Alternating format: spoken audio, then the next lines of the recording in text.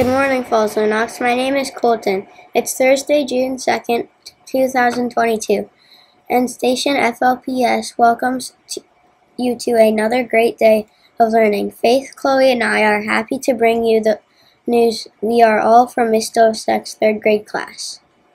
Let's start our morning by honoring the flag of our great United States. We'll take a moment to recite the Pledge of Allegiance. Together, please stand. I pledge allegiance to the flag of the United States of America and to the republic for which it stands, one nation, under God, indivisible, with liberty and justice for all. Please return to your seats. Now here's Chloe to share more. Good morning, everyone. Let's see what Mother Nature will send our way today. We'd expect cloudy skies today and a high temperature of 62 degrees. If you are buying a hot lunch today, the cafeteria will be happy to serve you either chicken and cheese taquitos or chicken patty. Now please welcome Faith. Thank you, Chloe. Now for the Bulldog Best Winners.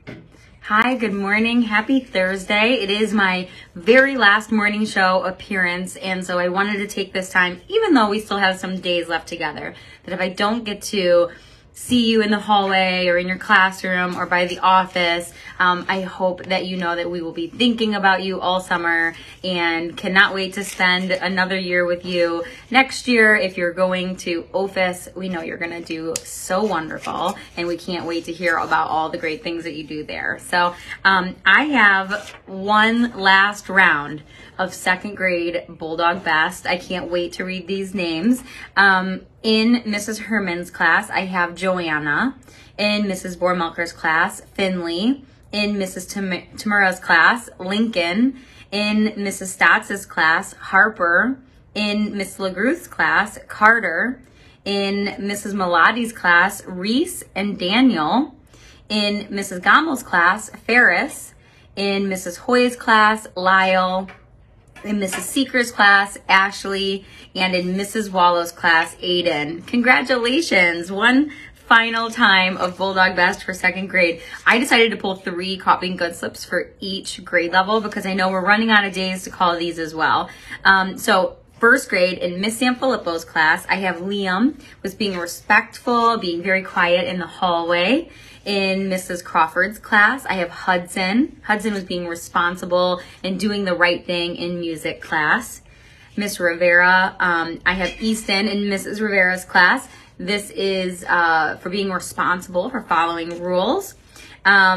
Second grade, in Mrs. Herman's class, I have Evan. Evan was being quiet in the hallway as well. In Mrs. Seeker's class, I have Vaughn. Vaughn was being respectful and responsible, being his Bulldog Best in art class. In Mrs. Bormelker's class, I have Camden. Camden was being responsible and did his morning work with no reminders. Now, third grade, in Mr. Acera's class, we have Quinn. Quinn was being kind and helped someone clean up when everyone else left. Always do the right thing, even when no one's watching. In Mrs. Richmond Smith's class, I have Claire. Claire was being responsible. She really challenged herself to do a hard math problem. Love that growth mindset. And then finally, in Mrs. Petro's class, I have Michael. Michael was being responsible and really worked hard on his wax museum research. Congratulations to all of you. I really loved being able to read all of those second grade names. I wonder whose names I'll read next year. Will it be second grade again? Things I'll think about all summer. I hope you guys have a wonderful day. Hello everyone, it's Mrs. Comanche. You guys have been doing an amazing job collecting water bottles. Keep it up. Tomorrow is the last day to bring in water bottles for a paw. However, I have a new thing to request.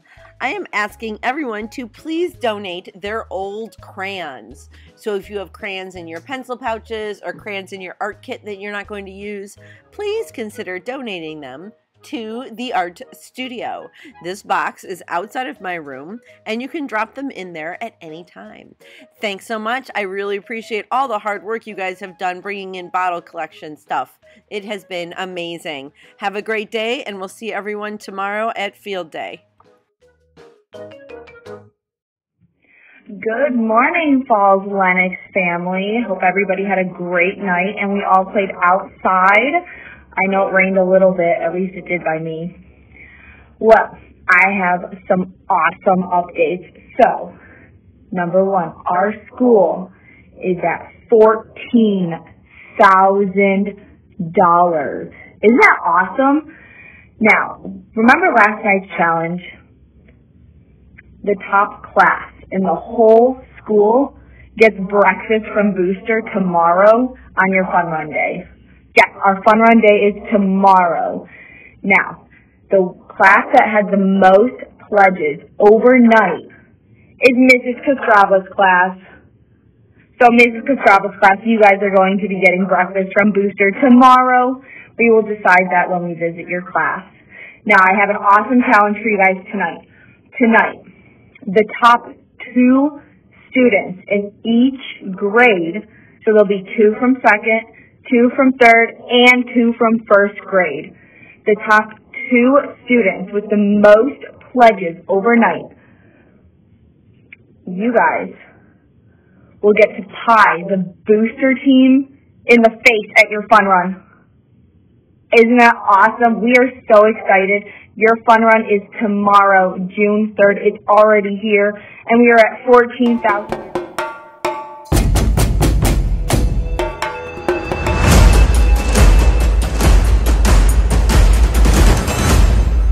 Kenneth, what do you mean you discovered LeCoup's true identity? It all started with this, LeCoup's medallion. It felt off to me, like a code of some sort. I was curious, so I decided to do some investigative research. After each clue, I tried to detect a digital signature based on LeCoup's IP address, but it was encrypted. While you both were traveling back from Japan, I had a breakthrough. I deciphered the medallion and used it as an encryption key. It worked.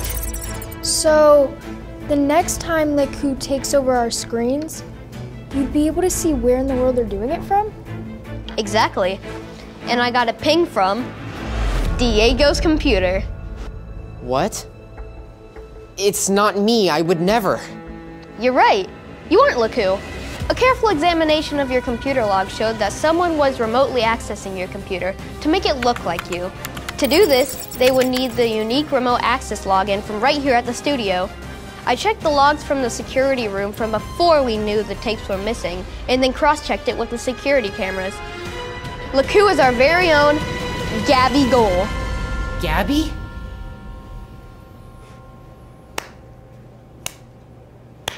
You're LeCoup? Well, yes and no. I was pretending to be LeCoup. But why?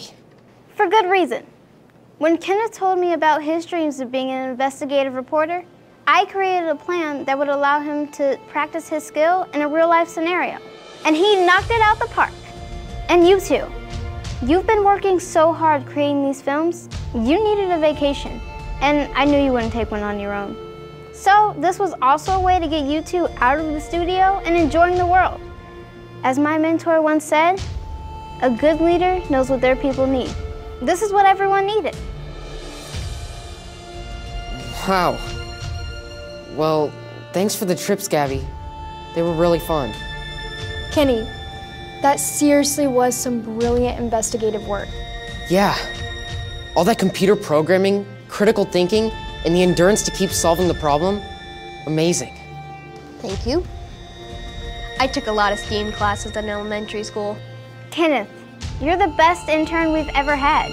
And because of your exceptional talent in investigative reporting, the show would officially like to make you an anchor, leading our investigative reporting section. What? Me? Now? It's yours, if you want it.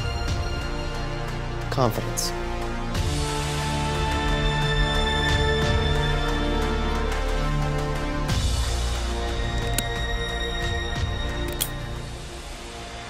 I humbly accept this position. Great.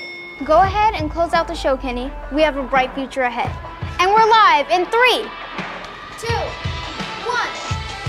1. Welcome back to Sports City Worldwide. I'm Kenneth Page, your newest news anchor. We hope all of you watching from home and at school have enjoyed learning about 5 kid athletes who lived through character. It sure has been a learning experience for all of us. From all of us here at Sports City Worldwide, we thank you and leave you with this. In sports as in life, character always wins. I'm Kenneth Page. Have a great afternoon.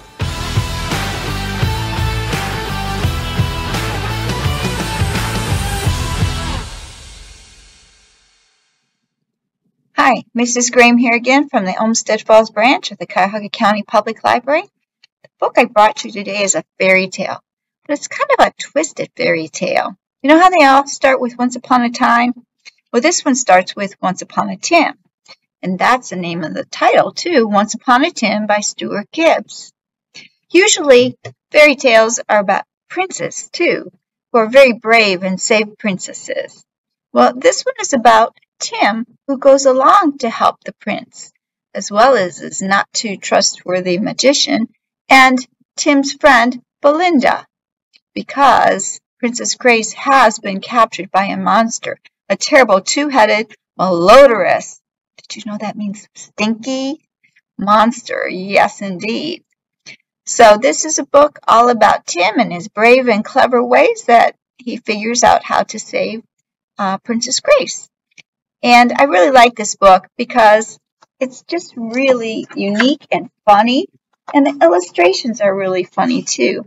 This is when Tim is falling right into the mouth of a terrible sea serpent, and he figures out a way in his 2-second fall to save himself with a sword and bonking the sea monster right on the head. I think you'll like this book. Pick it up. Help celebrate our 100 years with it. If you heard your name announced, please report to the front lobby immediately after the morning show. That's our news for today. Have a terrific Thursday, everyone. And let's go, Falls!